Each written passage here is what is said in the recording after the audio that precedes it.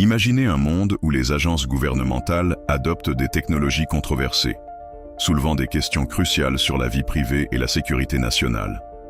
Récemment, il a été révélé que la NASA a acquis une licence d'1 an pour utiliser Clearview AI, une entreprise de reconnaissance faciale largement critiquée pour ses pratiques de collecte de données. Clearview AI s'est fait connaître en compilant une base de données de milliards de photos extraites d'Internet, souvent sans le consentement des individus concernés. Cette technologie permet aux forces de l'ordre d'identifier des personnes en téléchargeant simplement une image, suscitant des inquiétudes quant à la surveillance de masse et aux violations potentielles de la vie privée. Parallèlement, le Department of Government Efficiency, DOGE, dirigé par Elon Musk, a obtenu un accès sans précédent à des bases de données gouvernementales contenant des informations sensibles sur des millions d'Américains.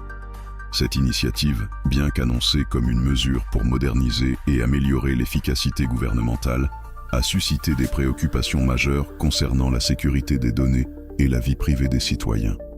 Des experts en cybersécurité, tels que Bruce Schneier de l'université Harvard, ont exprimé leurs inquiétudes quant aux risques potentiels associés à l'accès de DOGE à ces données sensibles. Ils avertissent que cette centralisation des informations pourrait être exploitée par des acteurs malveillants, compromettant ainsi l'infrastructure informatique nationale. Ces deux développements mettent en lumière un dilemme contemporain.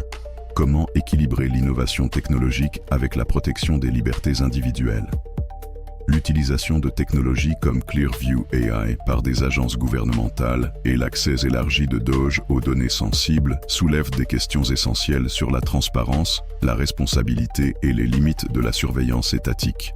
Il est crucial pour les citoyens de rester informés et vigilants face à ces évolutions, en s'interrogeant sur les implications à long terme de telles pratiques sur la démocratie et la vie privée.